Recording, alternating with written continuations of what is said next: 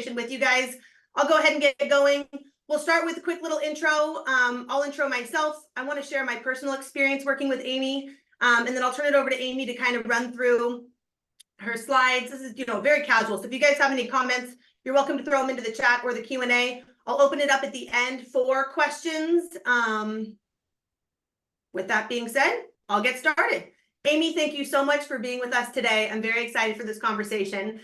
For those of you that don't know me, my name is Kate Guillen. I'm the founder of Simplicity Ops, and I've got Amy Kizer on with us today with TalentLink Solutions. And I'll tell you, I love Amy. From firsthand experience, Amy rescued me from a job that I was outgrowing and introduced me to a wonderful advisor that I had the pleasure of working with for 3 years.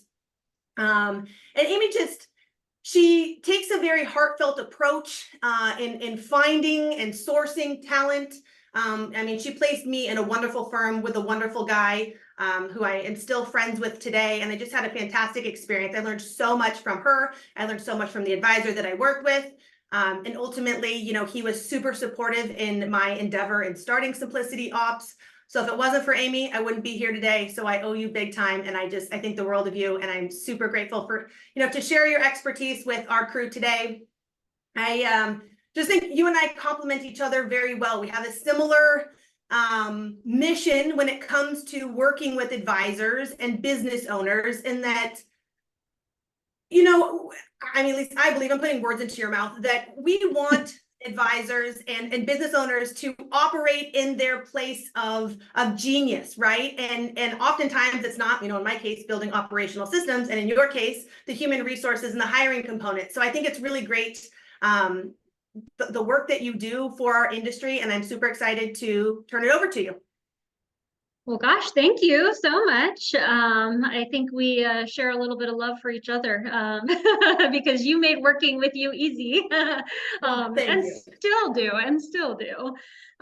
So happy to be here sharing our experience in working with advisory firms. I think HR's importance to independent advisors has become a really important topic as our industry has continued to evolve. And I think that it's going to continue to be front and center, especially as we, see more solo advisors continuing to build teams, becoming ensembles, but they're just not quite at the size where they need someone on a full-time basis, right? And so I'll give you sort of the quick backdrop as to, who we were, who we are, how we came to be. So I have been in and around the business for more than 20 years. I actually did work with TD Ameritrade at the home office level for about 10 years. And then I went in-house to an independent broker-dealer and did more of the same. All of that was at the home office level, though. So I was hiring our employees that would then support our advisors that were affiliated. And it was really through those experiences, going to conferences, talking to practice management professionals, business consultants, that it really became obvious that most advisors did not go independent because of the HR aspect of things, right?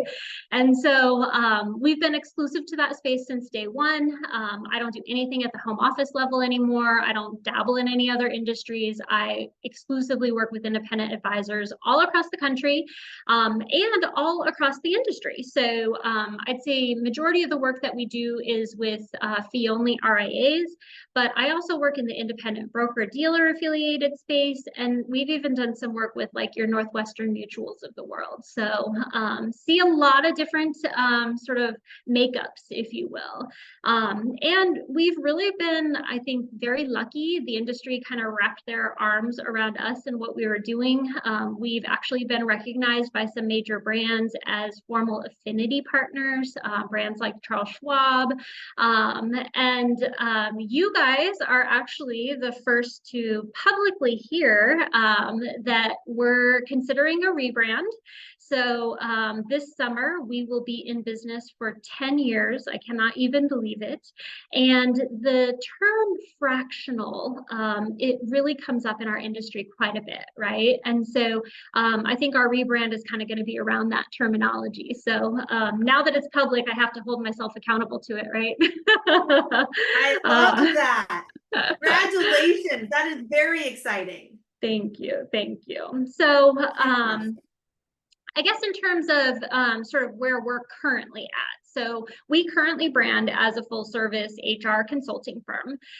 Most of our relationships are broad, even in cases where a firm kind of comes to us for one thing specifically.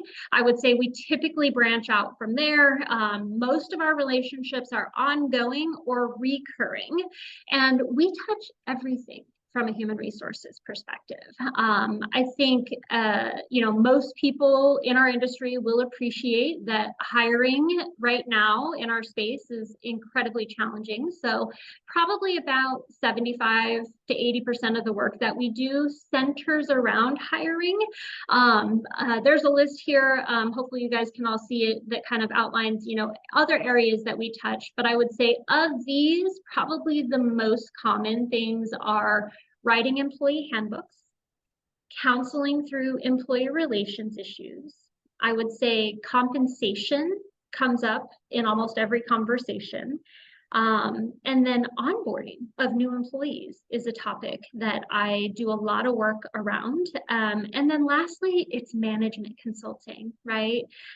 These advisors typically didn't get into the business to manage others. A lot of times, even though they're people, they aren't that good at it. And so I do a lot of work. Yeah, I do a lot of work with advisors around management consulting as well. And then we even have some retained relationships where, my face is on the firm's website as head of HR, and we just really have kind of strong relationships, I would say, with those and handle everything from an HR perspective for those firms. Couple things that I guess if I'm gonna, do a little mini brag here, I think that, the two things that people that work with us really appreciate are, first, I do not have ego at all, and we do not have minimums. So I have a lot of firms that come to me and they want me to take a piece of the project, right? Can you do this one aspect of it? Can you handle this piece or that? And I'm happy to do that. Or, we often have firms that come to us that say they've identified the person they're going to hire. They're about to make an offer and they just know that they love everyone, right? And so they want us to do a quick interview and, potentially poke holes in it, see if we see any red flags. Those types of requests come into us often. And then I think the other really strong value proposition is that we do the tactical.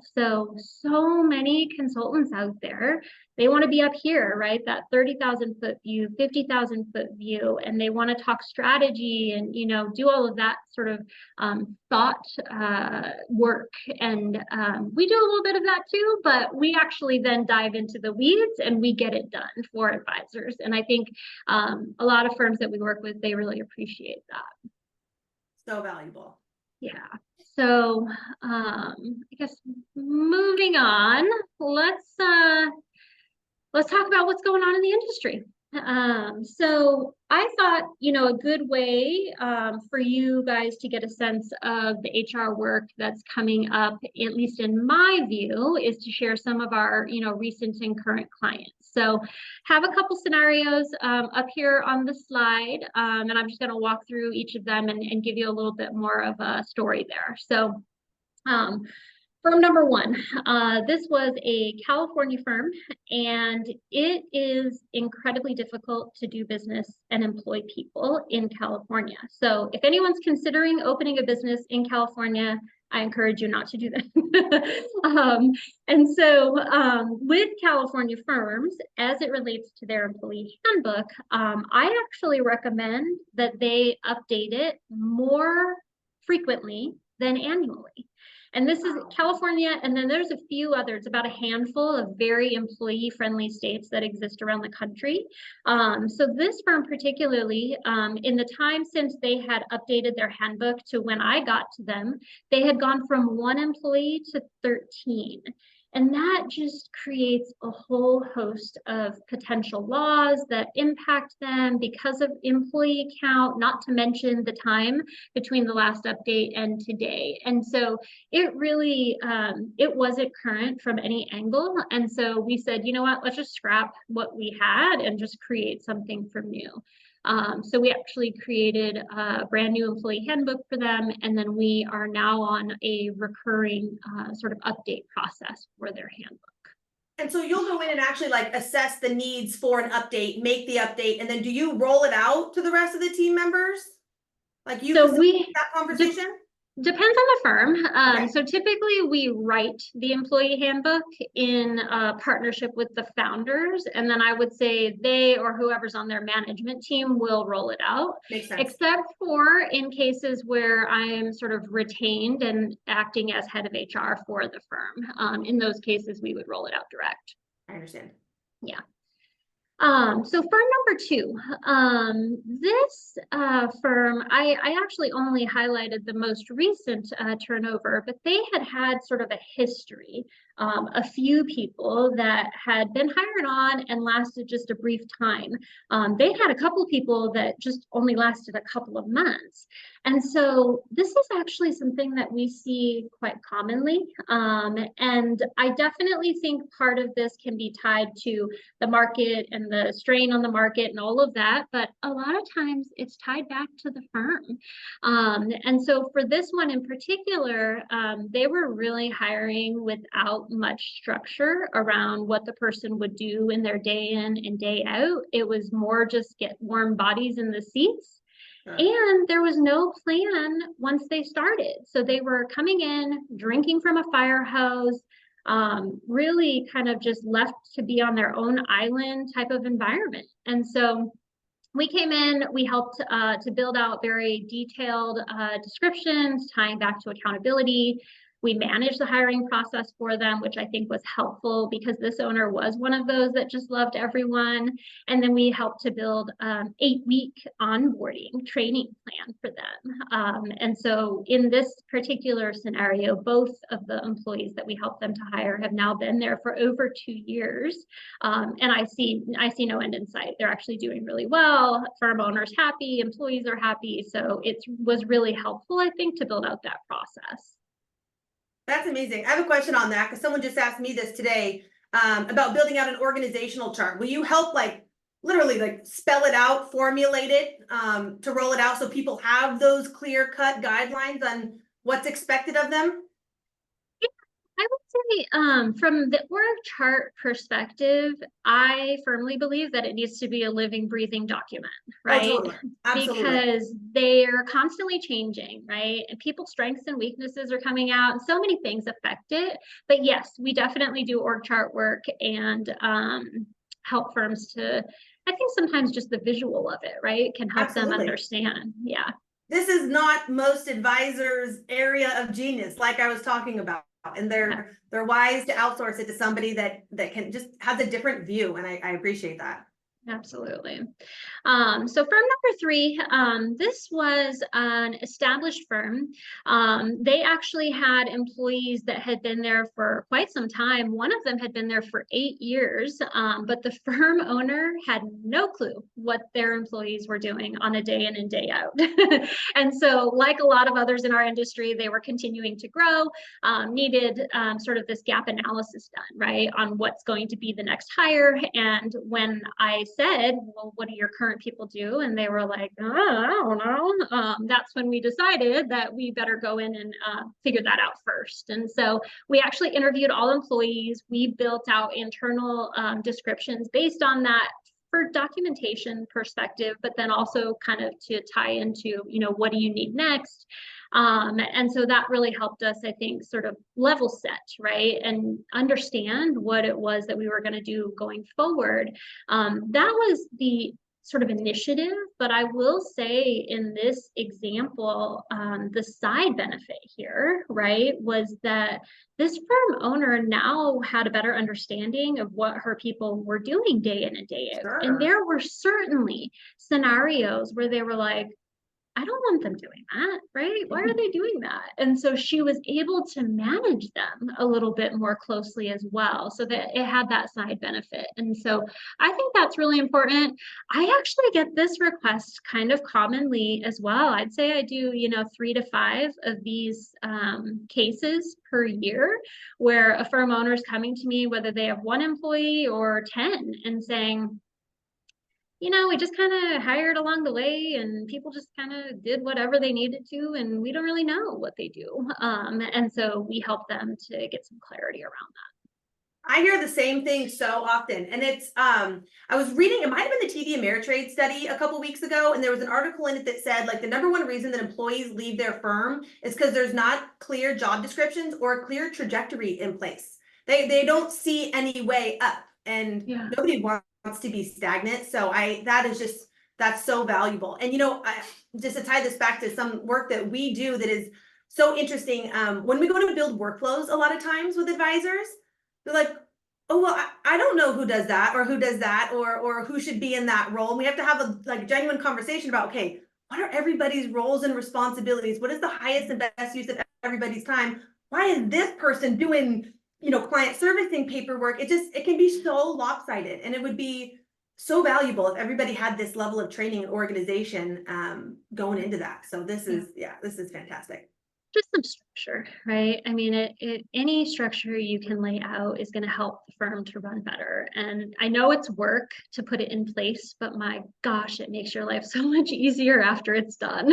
Well, I'll say it's short-term pain for long-term gain. My experience right. working with you and working in that firm, not only did it bring consistency, like in terms of like client service experience, and everybody kind of knew how to operate, but like internally, we knew what was expected of us. We want to come to work every day, know what needs to get done, know that we're doing a good job, know that we're providing value. And that's really hard if everything's like so reactive and everyone's just kind of like, okay, your turn, you're it. It doesn't bring that level of like calmness and consistency that most of us desire in our workplace. That's right. That's right. All right, so last sort of case study here. This is one of our retained clients. So this is a more full spectrum relationship. We have weekly calls between the founder and I. I have one-on-ones with every single person on his team. Those are sort of ad hoc, typically every 6 to 8 weeks. And so I do work with the founder, I do work with the current employees, I help them with hiring. I mean, I'm really sort of embedded in the firm in this example. And I would say in this case, probably one of the most frequent topics is that management consulting aspect. So this advisor will come to me and say, this employee is doing this, that, or the other. I don't think I can constructively provide feedback to them. Can you please do it for me? Or can you role play with me so that I can do it in a better fashion than I want to do right now? I love that. So either way it ends up going, we're doing a lot of work with this person to just become a better manager. And good for them, because I think a lot of firm owners, they don't invest, right, the time and energy into that type of thing. So it doesn't come natural for a lot of people. It doesn't for me. It's a really hard thing to do. And the one thing that I learned is clear is kind, and having those direct conversations is the kindest thing you can do, but they're very hard. It's very hard and very easy to avoid. And that just snowballs if you don't have somebody to bounce ideas off of it and get some consulting. That's right. Oh, I hear you. Yeah. So industry-wide, I will sort of say, globally speaking, that it's a good time to be in the space. I don't know what you're seeing out there, Kate, but we really don't come across any firms that are challenged from a growth perspective, really ever. Quite the opposite, actually. Most firms, they can't get ahead of their growth from a hiring perspective. And they're really in that sort of uncomfortable position of either putting prospects on hold, turning them away altogether, or taking them on and then overextending their resources. DOL has our industry unemployment at 2.1%. I just checked that last week, but that includes all of insurance. So my guess is if we actually carve out wealth management, investment management, financial planning, we are under 1%. And then based on my experience, I would argue we're probably closer to about 0.5% unemployment. I'm sorry? I said, holy smokes, that puts it in perspective. Yeah, it's crazy. That makes it a particularly good time for employees, right? Or those that are entering the space, lots of opportunity for them. And I would say creative opportunity. I'm seeing all kinds of new career paths popping up. I mean, I can't even tell you how many firms I have spoken to in the last, let's call it 24 months, that are looking for someone from like a exclusively technology perspective.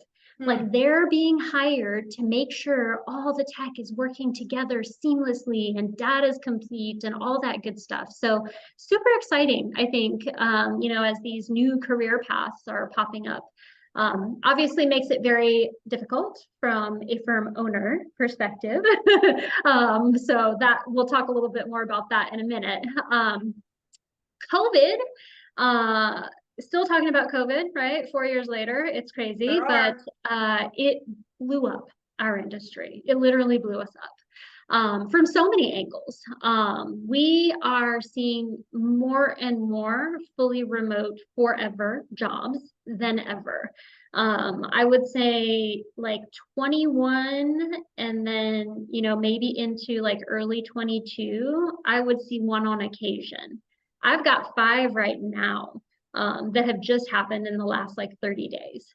So this is kind of becoming a thing, which if you had asked me 2 or 3 years ago, I would have said, no way, our industry is going to go back to in-person, no thought in mind as it relates to that. But I kind of feel like we are split on this. So firms are either going fully remote forever and doing everything online, or they are kind of bringing people back into the office. And I don't have any personal stance on this. I actually like to be with my people. So I understand the firm owners that want to bring everybody back in-house, but wanted to share a data point with you, just so that you could have some understanding of what it means to be on the separate sides of the story. If we post a fully remote role for a firm, we literally get hundreds, 700, 800 sometimes responses to that advertisement. Versus if we post a role in a city specifically, some geographies, we can get 20. Like 20 total. I was gonna say it's got to expand your pool tremendously, not having that geographical restriction. Yeah. And if you're really looking for top talent, remote seems like a no-brainer, but it is a very client service based industry. I don't know. It's interesting. We could probably have a whole other conversation about this, but I feel like it might be evolving because like some of us younger people that are now, looking to get financial advisors, I don't want to go to your office. I don't want to drive there for 15 minutes. I don't want to wait for 5 minutes. I don't want to have an hour-long conversation with you to have to travel, back to my office. That's like half my day is shot just meeting with my financial advisor. I'd like to do it in a quick little 45-minute Zoom screen share and get the same results, Yeah, no, I agree. I think we are going to continue to evolve more and more this way.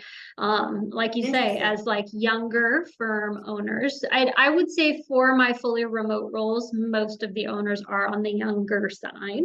Not all though. I definitely have some older advisors that are kind of adopting, right, this perspective. So I think, to your point, cream of the crop talent should be what you're aiming towards.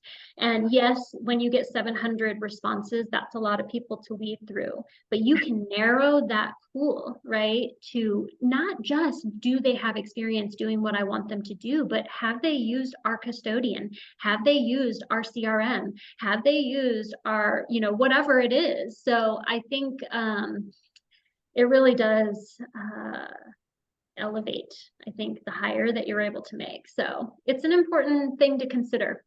Even if Very the firm interesting. isn't doing it today, they should be thinking about it for sure. All right. So I would say with that competitive marketplace in mind, it is super critical that firms are paying attention to and recognizing their gaps. For everything that you are not currently doing, even in the smallest of markets, there are 5 firms down the street that are willing to go the extra mile. So if you happen to be one of those firms that is posting a 3-sentence paragraph job description and hoping that you're going to get the right hire through that effort, just know that the other firms down the street are actually posting compelling stories and value propositions, and it's all very clear. And the people that are applying to jobs will gravitate towards them. Or if you happen to be one of those firms that doesn't value onboarding and you sit someone at their desk on day 1 and you give them their logins and you give them a stack of work and you say good luck, just know that when those other 5 firms come knocking, they aren't going to feel valued. And so they're going to listen at the very least and likely make a jump. I think, one of the most important things for firm owners to be thinking about right now is their current team. Compensation has skyrocketed in the last 5 years. I don't even like to talk about the starting salaries that I'm seeing because they are so much in that completely unreasonable bucket. And it's because of this talent shortage, right? And quite frankly, the large firms are killing the small firms in this way. So if you've had people working for you for even a couple of years, but certainly anything more than I would say 3 or 4 or 5, you should be testing the market for compensation to see what new hires are getting offers at, and you need to level set with your existing team, or at the very least get them closer. Another area that I'm seeing a lot of firms kind of expand, I would say, is with their benefits package. It wasn't that long ago, 15, maybe 20 years ago, that employees were 1099s with no benefits at all. And just think of, right, how far we've come since then. And so really it's difficult now to make a strong hire without a complete package. And I would say minimally, you need to have a retirement plan with a match. You need to have 3 weeks paid time off. You need to have holiday pay. And then you need to have some way to offer medical benefits. This doesn't necessarily have to be an actual plan, but you need to offset the costs for their benefits, medical, hopefully dental vision too, but at the very least medical. Wow. And so I would say for current employees and prospective employees, having that house in order is crucial from a compensation and benefits perspective. And then the other thing I'll add is, especially with current employees, we've been seeing a lot of this, I'd say here in the last 6 months, but you have got to work on your culture of the day in and the day out and the way that you recognize your team. I am completely aware that our industry is under a great deal of stress, right? With the divide that sort of has existed now for a long time because of this sort of explosive growth versus talent shortage situation that we're in. And everyone is feeling it, from the front desk receptionist to the client service team, to the planning support team, to the advisors, to the owners. And we all need to be active participants to calm things down, right? You were saying that right in the beginning of this, and create a culture that someone wants to be a part of. It starts with the top for sure, starts with the firm owners, but everyone needs to play a part in it. And recognition of your employees, that's just a no-brainer. It does not take a lot financially. It doesn't take hardly any of your time to just thank your people and show appreciation. And I'm not seeing enough of that going on. So that's something that I would, certainly share with firm owners as well. Take care of your people. You don't want them to jump. You don't want to have to look for a new person. Right. Right. What are some creative ways that you've seen advisors do that?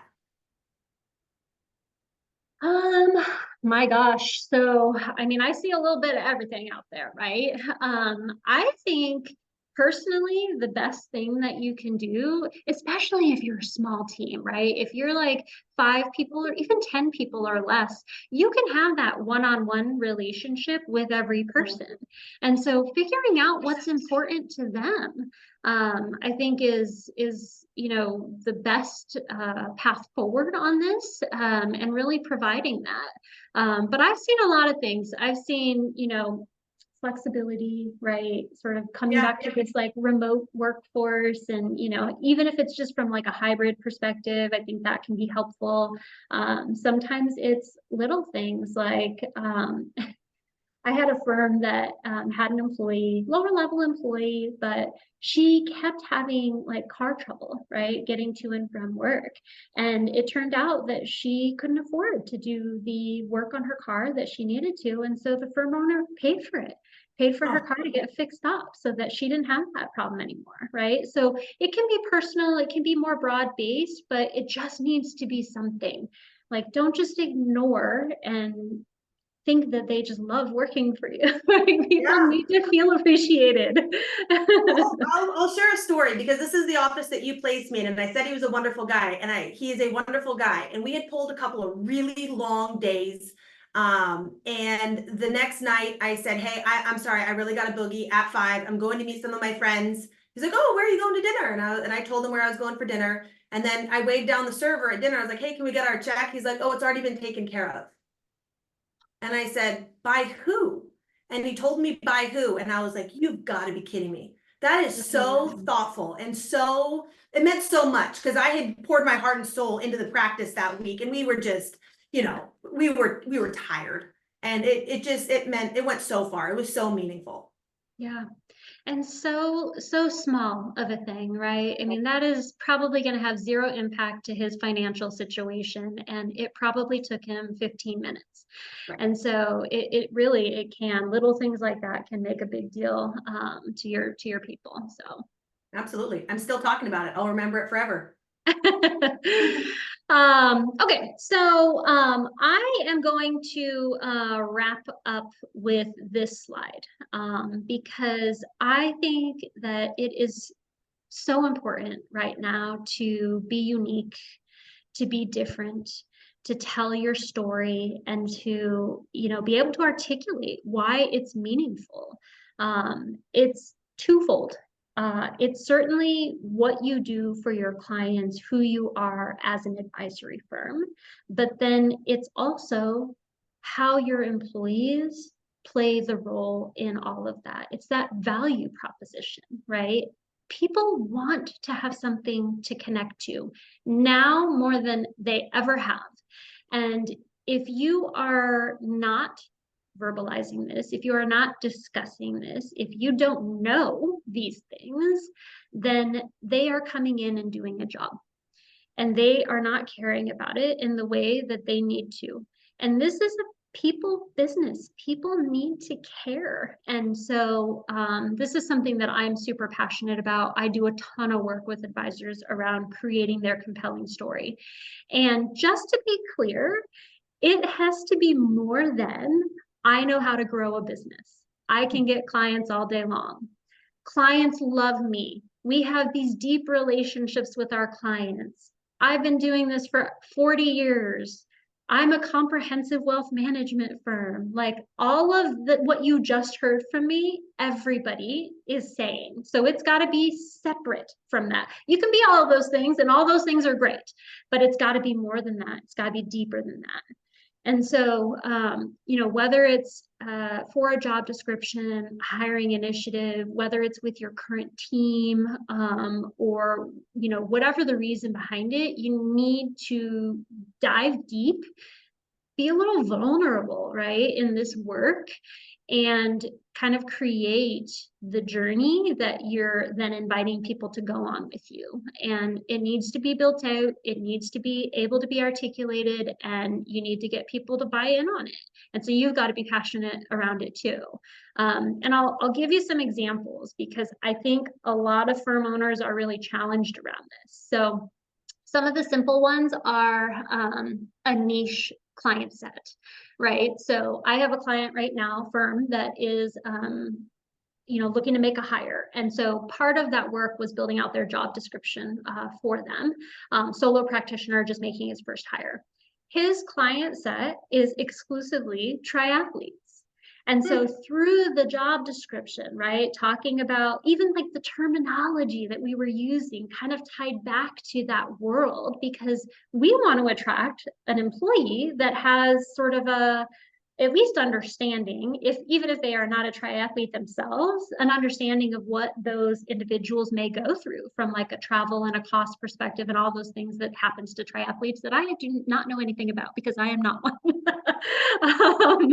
Another example is I have a firm right now, Kate, I think you're familiar with them as well.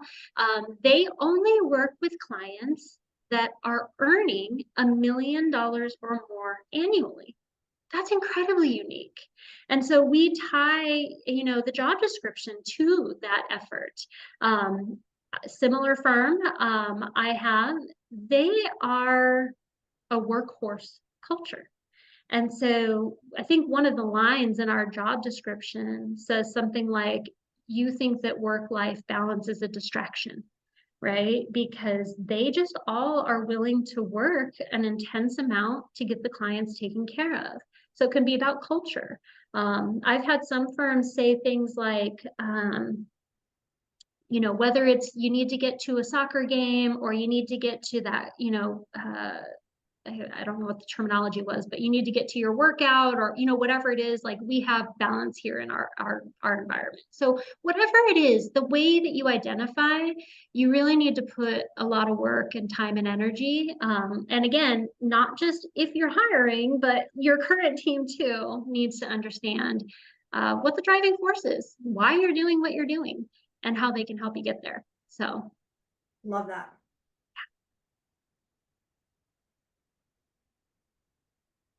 So I'll leave my contact information up if anyone wants to, reach out to me directly and that's fantastic. One-on-one. I appreciate all of the actionable items. Some of the stuff you just don't think about. And to attract the right person, having very clear messaging, I mean, that makes complete sense. You got to make sure you have all the right people on your team to avoid the turnover and make sure everybody's happy. That is very well said. This was a great conversation. With that, you guys, we've got some time. I'll open it up if anybody has any questions. We'll give everybody a couple of minutes here. Thank you, Amy, from the bottom of my heart for hanging out with us for the last hour. That was so just actionable and eye-opening. Thank you for sharing your expertise with everybody. Yeah, of course. Thank you for having me. I appreciate it too. That's wonderful. Give everybody a couple more minutes. Don't be shy. Now's your opportunity to pick her brain. Anyone can follow up with me one-on-one as well. For sure. She's got her contact info there. And then again, Amy, I'll share this with, I'll give you the recording and share it with, all of the registrants. We can talk about follow-ups and what you want to do there. But yeah, this was great. I agree, Cooper. Thank you guys for hanging out. With that, I will say adios. Amy, thank you again so much for your time. If you don't mind, can I give you a call and follow up with you in a couple minutes? Of course. Been a pleasure. Thanks, everybody. Have a good afternoon. Thank you. Bye. See y'all.